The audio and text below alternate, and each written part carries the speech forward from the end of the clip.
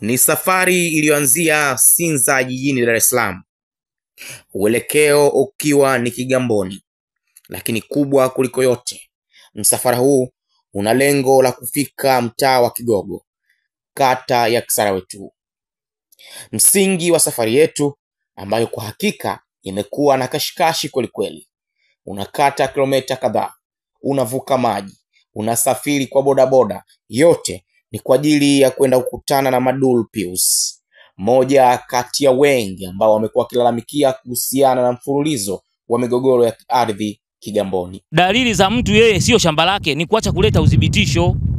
Mimi basi serikali inisaidie hapo, kama mkurugenzi atoe maamuzi yake. Sasa hivi miaka 3 huyo mtu hajafika tangia uitwa mkurugenzi. Sasa huyo mtu ana kiburi kiasi gani? Madul Pius ana simulizi inayogusa wengi, simulizi inayochukua zaidi ya miaka 10. Ni muda mrefu amekuwa kwenye mgogoro na watu ambao kwa namna moja ama nyingine nyuma yake anadai kuna mgongo wa mfanyabiashara na bilionea maarufu Skaba Skuba. Msingi wa jambo lenyewe ukoje? Lakini hapa unasimuliwa kwa kina. Ndugu waandishi wa habari, kwa jina naitwa Madul Pius, ni mkazi wa kata Kisarawe2 na pia nimezaliwa Kisarawe2, wilaya ya ilikuwa wilaya Temeke kipindi hicho, na nimeishi muda mrefu sana katika eneo hili husika. Na mimi pia niliwahi kuwa mjumbe wa serikali ya mtaa takriban zaidi ya miaka 10 kiongoza. Hili eneo nimenunua mwaka 2005, ndugu waandishi. Na baada ya kulinunua hili eneo nikawa naendelea na masuala ya kilimo. Hili eneo lilikuwa na mazao mikorosho, miembe, minazi na kadhalika.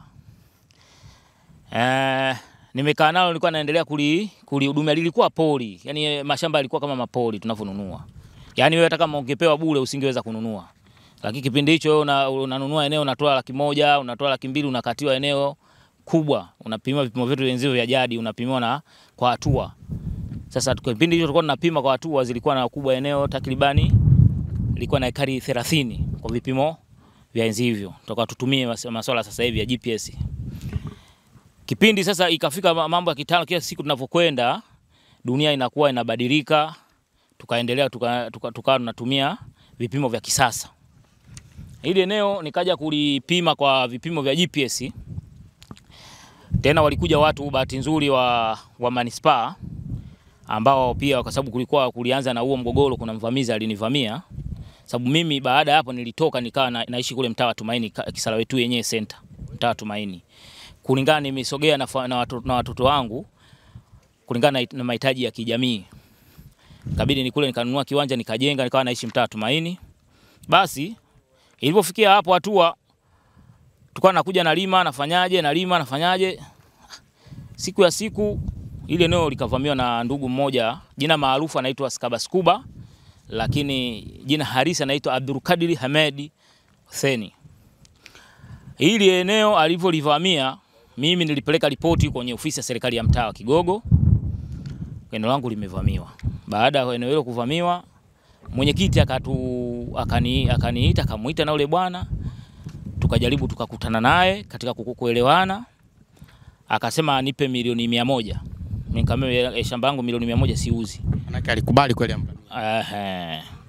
Tangia mwaka huu ambao tunaanza huo mgogoro ulikuwa mwaka 2021. Basi nilivyokuka hatua hiyo, mimi nikaanza kuchukua action kwamba baada alikataa bei, yeye akawa anaendelea kutumia mabavu ya uwezo na nguvu yake ya kipesa. Mimi nikaanza hatua, kulikuwa kuna matangazo ya ofisi ya mkuu wa wilaya kusikiliza kero za wananchi, migogoro kadhalika na mambo mengine. Mimi nikapeleka kero yangu, peleka kwa mkuu wa wilaya. Mkuu wa wilaya bahati nzuri haliupokea. Nikabidi nirudi tena kufuatilia mgogoro wangu kwa mkurugenzi. Baada kurudia kwa mkurugenzi kusikiliza ile swala langu la mgogoro, kilichofanyika sasa, mkurugenzi kwanza kanisukumia kwa mkuu wa wilaya. Nilivyorudi kwa mkuu wa wilaya nikamueleza Alafu dokumenti zangu sijazipata mpaka leo, takriban miezi 6 niko gerezani, dokumenti zangu amenyang'anya. Mkuu wa wilaya akamuita Mpoki, alivyomuita Mpoki akamueleza, akamwambia kwa nini huyo dokumenti zake zinampa. Mimi nilivyokuwa na kwenda nafuatilia wakawa wananipiga chenga sasa. Bahati nzuri bwana, mimi nilikuwa na ndugu yangu mmoja alikuwa anaitwa Nazarius Kilama, ambaye huyu ni mchungaji pia wa kanisa, pia ni mwenyekiti wa CCM. Nikamuomba msaada wake aendelee kunisaidia angalau kwanza nipate zile nyaraka zangu za manunuzi ambazo nimenyang'anywa takriban zaidi ya miezi 7-8. Kwa kweli huyu mzee alinisaidia, nilivyomuomba alinipokea na alisikitika, akanisaidia kwa mikono yote akiacha majukumu yake. Alinisaidia, tukaenda kwa dasi, tukapambana kwa mkuu wa wilaya, akamwambia dasi aandike barua kwa mkurugenzi iombe ile nyaraka ambazo zilizopelekwa polisi. Kwa kweli nashukuru yule dasi ambayo aliyokuwa ametoka, jina tu nimemsahau, lakini anaitwa ni James. Alipambana mno huyo James dasi. Alipambana mpaka zile nyaraka zangu nikarudishiwa kwa ofisi ya mkurugenzi kutoka kwa polisi. Walileta kwa dispatch kutoka polisi, wamemkabidhi ofisi ya mkurugenzi. Waona maajabu hayo. Na ofisi ya mkurugenzi ikanikabidhi mimi kwa dispatch kwamba wao nyaraka wamezipokea kutokea polisi. Mimi nilizikabidhi kwa afisa Mpoki. Lakini kitu cha kushangaza, dokumenti zile zikachukuliwa zikapelekwa polisi, afu mimi nikafungua kesi ya forgery. Ona dalili ambazo zinazoonyesha kwamba kuna rushwa ambayo inaendelea kutumika kwa sababu watu wana hela. Nikashangaa narudishwa tena kwa mkurugenzi, mkurugenzi ametupokea kutoka polisi. Nikasema hii ndio swala kuleta mikero na migogoro ndio zinavyosikilizwa. Baadaye nilipokabidhiwa zile nyaraka kwanza peke yake jambo la kushukuru Mungu, kwa sababu nilikuwa najua ndio nishapoteza kila kitu. Nilipopata kwa kweli nilishukuru sana ofisi ya dasi na mkuu wa wilaya yule aliyotoka, alifanya kazi kubwa sana kuipata hizo nyaraka. Kwa kweli ilikuwa takriban zaidi ya mwaka mmoja mzima tunafuatilia nyaraka. Nilipozipata nikaandika barua kwa mkurugenzi kukumbushia mgogoro wangu juu ya huyo mtu. Baada kukumbushia mgogoro wangu kwa yule mtu, tukaitwa tena kuja kusikiza kero pale kwa mwanasheria. Yule bwana akatuma mwakilishi, alipofika na mimi nikaenda. Nilipofika yule mwakilishi akaja na lamani ya kupimia ambayo imeandikwa Azimio Estate. Ona maajabu. Yeye kampuni yake ni Kigamboni International Business. Yeye kaja na lamani ambayo iliyopimwa Kigamboni nani Azimio Estate. Sasa yule mwanasheria baada kumpa nyaraka zangu na yule kutoa ile, mwanasheria manispaa akamwambia hii sio nyaraka ya manunuzi kwamba shamba umelipataje. Hii ni lamani ambayo ya kupima. Tunahitaji wewe shamba umepata vipi? Yule bwana akajibu jeuri, akasema bwana yeye akiamua aende kokote na atasumbuka tu. Hapo mbele ya afsari. Mbele ya mwanasheria wa manispaa wa mkurugenzi pale kwenye ofisi ya mkurugenzi. Unaona? Basi ikabidi nikarudi kwa mkurugenzi kukumbusha tena mgogoro. Mkurugenzi sasa akabidi mkurugenzi mwenyewe auchukue ule mgogoro. Kwanza tena kuusikiliza, akamuita Abdulkadir Ahmed Skuba. Wakaja wakilishi. Wakaambiwa walete nyaraka zao tena. Na yule mwenyewe bwana Abdulkadir Skuba aje.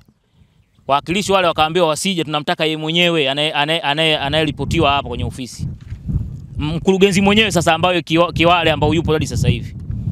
Basi huyo mkurugenzi kwa kweli naye alikuwa anaonyesha dalili nzuri ya kupambana. Lakini kwa sababu mtu anayepambana naye ni tajiri na wao wanamfahamu, sio kama hawamfahamu, wanamjua. Nikapeleka pale malalamiko yangu, mkurugenzi akaita upande wa pili aje mwenyewe, Skuba hakuja, anasema anaumwa. Sasa hivi tunamaliza zaidi ya miaka 3-4. Yeye nyaraka aleti, mimi vielelezo napeleka. Sasa hili swala naona kama mkurugenzi hana uwezo nalo. Maana yake na yule bwana kama chungu kimoja, kwa sababu yeye mkurugenzi ya ardhi ya Kigamboni iko chini yake. Yeye ndo mwenye mamlaka. Kwa nini anashindwa kuchukua final? Dalili za mtu yeye sio shamba lake, ni kuacha kuleta udhibitisho. Mimi basi serikali inisaidie hapo kama mkurugenzi atoe maamuzi yake. Sasa hivi miaka 3 huyo mtu hajafika tangia wito wa mkurugenzi. Sasa huyo mtu ana kiburi kiasi gani? Mkurugenzi nikimkumbushia anasema subiri. Namwambia kama limekushinda mkurugenzi, niambie ili niweze na mimi kwenda pa kwenda nikasaidiwe. Mpaka leo anasema ijanishinda, subiri. Miaka sasa hivi tunamaliza miaka 3. Shamba watu wanajua mkurugenzi. Sasa hivi tukio liko chini ya mkurugenzi. Hadi sasa hivi ile jambo liko kwa mkurugenzi Wa halmashauri ya manispaa ya Kigamboni. Miaka zaidi ya 3. Watu yule bwana anaendelea kuuza viwanja, wanaendelea kunifungulia kesi za jinai, na nishafunguliwa kesi chungu mzima hapa nyuma hapa, chungu mzima, na hizi hapa dokumenti nitawakabidhi waandishi wa habari, mtaziona. Nyaraka zote ziko humu. Kesi nilizofunguliwa za kipindi hicho mpaka sasa takriban zaidi ya kesi 15 ndani ya shamba hili. Naambiwa mimi mvamizi, mimi mfanya vurugu. Kumbe swala ni migogoro ya ardhi. Kumbe swala ni viwanja. Kumbe swala linatokana na masuala ambayo yanaonekana ni ya muda mrefu zaidi. Lakini unaweza kujiuliza, kama swala limechukua muda mrefu wote huo, kwa nini mpaka hivi sasa limekosa kupata majawabu ya kina? Na kwa nini mpaka hivi sasa walalamikaji bado wameendelea kubaki gizani peke yake? Ukifuatilia kwa kina, utagundua ya kwamba jambo hili limepita kwenye mamlaka mbalimbali ya serikali. Lakini Jambo TV na hata wewe mtazamaji unafahamu kwa kina ya kwamba masuala ya ardhi hasa kwenye halmashauri yako chini ya ofisi ya mkurugenzi mtendaji wa halmashauri husika. Na kwa hapa tulipo tunazungumzia mkurugenzi mtendaji wa halmashauri ya manispaa ya Kigamboni. Je, ana ufahamu wa haya yote ambayo yanaendelea ama la? Hilo tutakuja kulizungumza baadaye. Lakini Chama cha Mapinduzi CCM ndicho chama tawala hapa nchini, ndicho kilichopo katika utekelezaji wa ilani ya uchaguzi ya mwaka 2020-2025. Pasi na shaka, moja ya ajenda ambayo wameinadi kwa wananchi katika uchaguzi mkuu wa mwaka 2020 ni kuhakikisha wanamaliza ama kupunguzwa kiasi kikubwa suala la migogoro ya ardhi. Tumezungumza na moja ya viongozi wa Chama cha Mapinduzi katika eneo hili ili kujua nini hasa, kwa namna gani anafahamu kuhusiana na uwepo wa swala hili. Naye anasema amepita kwenye ofisi kadhaa lakini akagonga mwamba. Kama alivyokuambia Madulu kwamba yeye alikuja kwangu akiwa na shida, na wakati huo walikuwa shida hiyo ilikuwa imewakumba akiwa watano. Sasa alipokuja kwangu akanielezea shida yake, nikamwambia mimi nitamsaidia kama kiongozi. Sasa nikaanza kumsaidia, nikaenda ofisi ya Dasi. Wakati huo alikuwa anaitwa James Mkumbo. Amini huko alipo, Mungu aendelee kumbariki kwa sababu ni mtu ambaye anasimamia haki za wananchi. Baada ya kufika kwake nikamuomba kwamba hawa vijana kesi yao iko hivi na hivi na hivi, wamedhulumiwa ardhi yao na inaendelea kujengwa, lakini zaidi sana walinyang'anywa hati za umiliki wa asili wa eneo lile. Naomba kabla sijaenda mahali popote uweze kunisaidia kama kiongozi, kwa sababu mimi kama kiongozi ni lazima nitumie utaratibu kwamba kabla sijaenda mahali popote nihakikishe kwamba nimeona uongozi wa chini. Sasa bahati nzuri chini ya mkuu wa wilaya wakati huo Fatuma Nyangasa ndiyo akawa ameagiza, kwa sababu ule mgogoro aliupokea, akamwagiza Dasi ashughulike. Ndicho chanzo cha huyu kijana anaitwa Madulu kupata ile dokumenti yake ya umiliki wa asili wa ile eneo ambalo unaiona hapa. Hilo la kwanza. Mimi kama kiongozi wa chama na pia kiongozi mimi kama kiongozi wa chama, unaona hii ni katiba, na ukisoma hii katiba ya chama huku nyuma inasema binadamu wote ni sawa. Namba 1, wote binadamu wote ni ndugu zangu na Afrika ni moja. Inasema hivi, cheo ni dhamana, sitatumia cheo changu wala cha mtu mwingine kwa faida yangu. Ndivyo katiba ya Chama cha Mapinduzi inavyotuongoza. La pili, pia hapa nimebeba katiba ya Jamhuri ya Muungano wa Tanzania.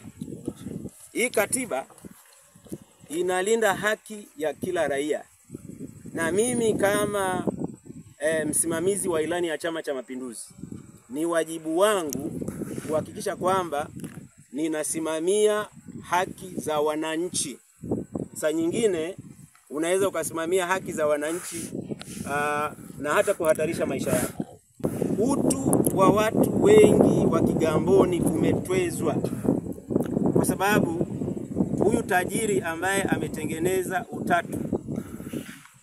Kwa Wakristo kuna kitu wanaita ni utatu mtakatifu, lakini huu utatu ambao umejengwa kati ya huyu tajiri anayeitwa Skaba, ni wengi wananchi ambao wamekimbilia machakani kwa sababu ya kudhulumiwa ardhi zao, na wanapotaka kudai haki yao wanakumbana na kesi.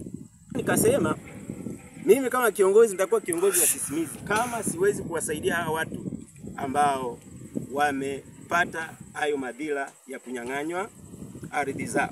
Mwaka huu ni mwaka wa uchaguzi. Tunataka tumchague Mama Samia Suluhu Hassan kama rais wa kwanza mwanamke kwa kumpigia kura. Lakini watu ndani ya mioyo yao, ndani ya Kigamboni hii wameharibiwa. Sasa najua viongozi Kigamboni tupo wengi. Na hili jambo mimi baada ya kupelekwa Keko nilizungumza kwenye halmashauri kuu ya CCM wilaya. Hiyo halmashauri kuu ilikuwa ni maalum. Mkurugenzi alikuwepo, mneki alikuwepo, na viongozi wote walikuwepo. Mkuu wa wilaya alikuwepo. Kwamba wapo watu Kigamboni ambao wanazulumiwa ardhi.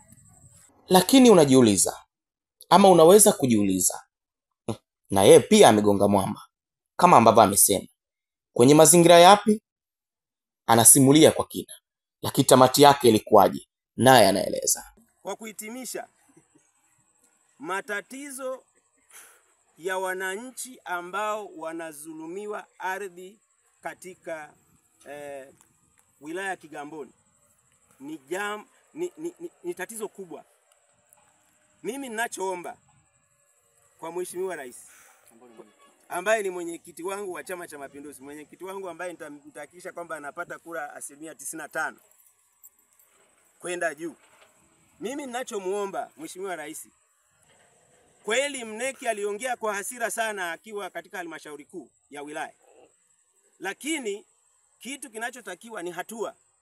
Ninakuomba Mheshimiwa Rais, kama mwenyekiti wangu wa Chama cha Mapinduzi Tanzania hii na rais wa Jamhuri ya Muungano wa Tanzania, ninakuomba uweze kumtuma waziri wa ardhi huku Kigamboni, aunde tume maalum, wale waliozulumiwa ardhi yao na huyu bwana anaitwa bwana Skaba Skuba waweze kurudishiwa ardhi zao.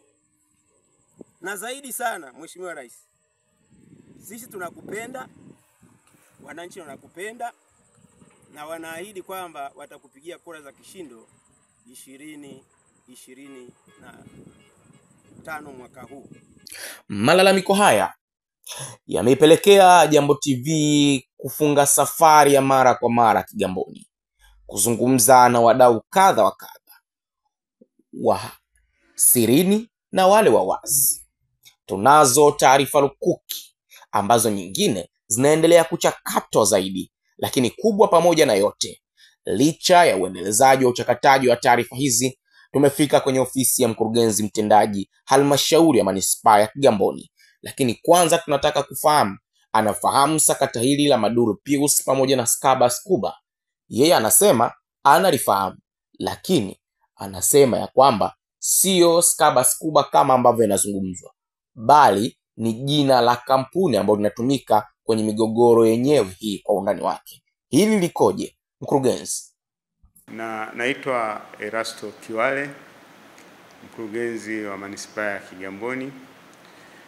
Kama ambavyo nimewapokea katika ofisi ya mkurugenzi wa manispaa, kwanza niwashukuru kwa ushirikiano ambao mmeutoa katika swala zima la kupata taarifa kuhusiana na mgogoro wa bwana Pius Maduru pamoja na kampuni inaitwa Kigamboni International Business Center, ambao mgogoro huo unahusiana na swala la mgogoro wa ardhi kwenye eneo la Kisarawe tu. Kwanza tu nikiri kwamba Bwana Pius Maduru ameshawasilisha malalamiko yake katika ofisi ya mkurugenzi wa manispaa ya Kigamboni kwa wakati tofauti, lakini ofisi ya mkurugenzi wa manispaa ya Kigamboni imekuwa ikishughulikia swala lake kwa namna mbalimbali na wakati tofauti. Lakini moja ya njia ambayo tumeitumia zaidi katika kushughulikia mgogoro huu ni kukutanisha pande zote mbili. Baada ya kuwa tumekuwa na mazungumzo ya kusikiliza upande mmoja wa mlalamikaji, lakini pia tukashauriana na mlalamikaji kuona namna nzuri ambayo inaweza kutusaidia ni ile ya kuweza kukaa pamoja na kufikia mwafaka. Kwa hiyo tumefanya vikao zaidi ya vikao 4 vikikuwa na kutanisha pande zote mbili, kila upande ukiwa pia unawakilishwa mara nyingine kwa mujibu wa sheria, kwa maana kuwa na ile power of attorney kwa upande wa hiyo Kigamboni International Business Center, lakini pia kwa upande wa Bwana Pius Maduru. Na katika vikao vyetu ambavyo tumekuwa tukivifanya au ambavyo tulishavifanya, kwa sababu ni muda kidogo umepita, tulikuwa na mwelekeo wa kuweza kushawishi zile pande mbili kuweza kukubaliana kwenye yale wanayolalamikiana, ili kama ni kuweza kuondoa tatizo lile liweze kuisha. Mpaka hivi sasa halmashauri imechukua hatua gani na mwelekeo ukoje? Na kama wamefanikiwa kwa kiwango gani? Kama wameshindwa, wamegonga mwamba kwenye eneo gani? Na vipi kuhusu mustakabali wa wananchi na mustakabali wa wale ambao wanalalamikiwa? Na sisi kama mamlaka ya upangaji miji, ambayo roli yetu kubwa sana sisi ipo kiutawala zaidi kuliko kwenye maamuzi ya kisheria, na kwa sababu pia swala hili katika kulisikiliza tulilikuta ni swala ambalo pia limeingia na masuala ya kisheria, limeingilia pia na maamuzi ambayo yamekuwa yanafanywa na mahakama, na kwa kujali ile misingi ya sheria, kuangalia jinsi mihimili inavyofanya kazi, tuliona njia sahihi kama manispaa au kama sehemu ya utawala ni kuwakutanisha ili waweze kufikia mwafaka katika swala lao, ili kusudi kuondoa ile kero ambayo kimsingi Bwana Pius Maduru amekuwa analalamikia, na kuona kwamba kumekuwa na vitu ambavyo kwa upande wake anaona vinakuwa na uonevu. Na niseme tu kwamba wazo lile ndilo lililokuwa linaonekana kwamba linaweza kutusaidia zaidi katika kufikia mwafaka. Lakini katika mazungumzo yale kulikuwa kuna kupishana pia. Kila upande ulikuwa una jambo unalozungumza na upande mwingine unazungumza tofauti. Na katika mwenendo ule tulikuwa tunakwenda nao, kimsingi tulikwenda tukafika mahala tukashindwa kufika mwisho, kwa maana kwamba pande zile zilikuwa katika kupangiana zile viwango vikaonekana inakuwa ni vigumu. Kwa hiyo kiutawala tusingeweza kuwa na mamlaka ya kuweza kutoa maelekezo zaidi ya kukubaliana na kukiweka katika mfumo mzuri kile ambacho pande mbili zimeweza kukubaliana. Na sisi kama manispaa ya Kigamboni, na katika kuhakikisha kwamba tunashughulikia kero na malalamiko ya wananchi, bado tunaona kwamba njia sahihi ilikuwa ni ya kuzungumza kwa pamoja, lakini kwa sababu pia njia za kuzungumza kwa pamoja zinahitaji makubaliano. Kama kuna pande ambayo hairidhii, na maana hapo kunakuwa tena hakuna namna nyingine zaidi ya kufuata taratibu za kisheria, ikiwa na maana kwa mahakama, ili kusudi sasa kule mahakama kwa kuzingatia taratibu zake inaweza kutoa haki ambayo haiwezi kuwa ina maswali kwa upande wowote. Hiyo ndo hali halisi ambayo tumeendelea nayo katika jambo hili.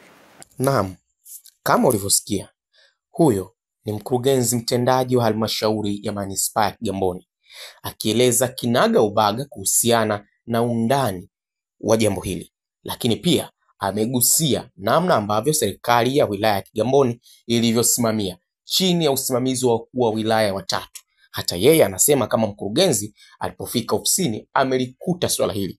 Taarifa zinasema kwamba maafisa ardhi mbalimbali waliopita katika ofisi ya halmashauri ya manispaa ya Kigamboni wamefuatilia jambo hili kwa ukaribu zaidi, na wote kwa namna moja ama nyingine, kuna sehemu ni kama wanafika wanaona kwa taratibu za kisheria ni kama vile Maduru Pius hana haki ya msingi kwa maelezo yao, si maelezo yangu. Bila shaka umesikia kwa undani wake.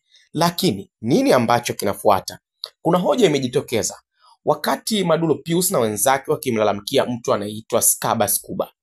Taarifa kutoka ofisi ya mkurugenzi mtendaji halmashauri ya manispaa ya Kigamboni inasema hapana, kwa taarifa za kiofisi hafahamiki kama Skaba Skuba, bali anafahamika kama Kigamboni International Business Center, kwa maana jina la kampuni. Hata hivyo, Jambo TV kuishia hapo, imetumia muda mrefu kufanya jitihada za hapa na pale kupata upande wa pili ambao unalalamikiwa, kwa maana ya upande wa Skaba Skuba au upande wa Kigamboni International Business Center. Kwanza, taarifa tulizonazo ni kwamba kama ambavyo mkurugenzi amesema, unaposema Skaba Skuba ni jina ambalo ni kama vile la ukoo. Watu zaidi ya 10 kwenye familia wamekuwa wakitumia jina hili. Lakini unapotaja Kigamboni International Business Center, hawa ndio haswa unaweza ukasema wanaweza wakawa na maelezo ya kina kuhusiana na eneo hasa ambalo linalalamikiwa, kwa maana ya eneo la Kigogo, kata ya Kisarawe 2, kule ambako Madulo Pius alitupitisha na wenzake kuhusiana na malalamiko yake. Taarifa tulizonazo kutokea kwenye vyanzo vyetu baada ya ufuatiliaji wa kina ni kwamba Skaba Skuba ama mkurugenzi wa Kigamboni International Business Center kwa sasa yuko nje ya nchi, na tunaelezwa ya kwamba katikati ya mwezi wa 6 ndipo anapotarajiwa kurejea nchini.